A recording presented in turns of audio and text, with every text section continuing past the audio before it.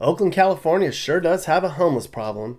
Driving around town, there's homeless encampments all over the place. They're on the sides of the roads and dirt lots. There's long stretches of them on sidewalks.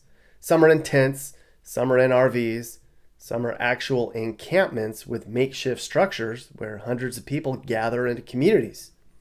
It's estimated there's about 5,000 homeless individuals throughout the city of Oakland, but nobody really knows the exact answer.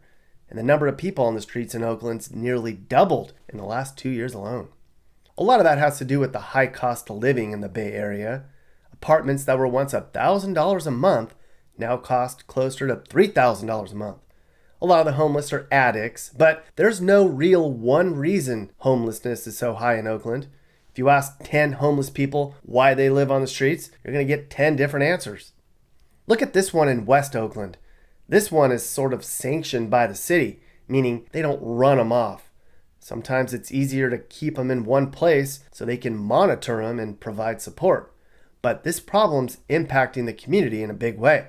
Local businesses complain about losing customers. I mean, would you want to park near here to shop?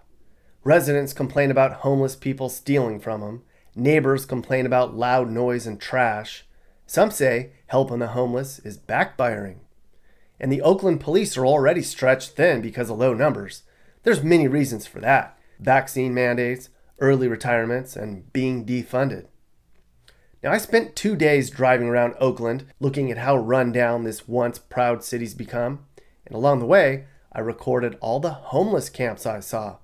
But there was one particular homeless camp that I stumbled onto which put into perspective the state of homelessness here in Oakland and actually changed my perspective on the homeless problem in general. As I was driving around on the west side of town, I came across a huge makeshift camp made up of RVs and improvised shelters, something that looked like what you would see in a third world country. It was under a freeway overpass across the street from a public park, in an abandoned area of former warehouses that people had used to dump their crap for years. As I learned, the RVs parked here were actually the working poor.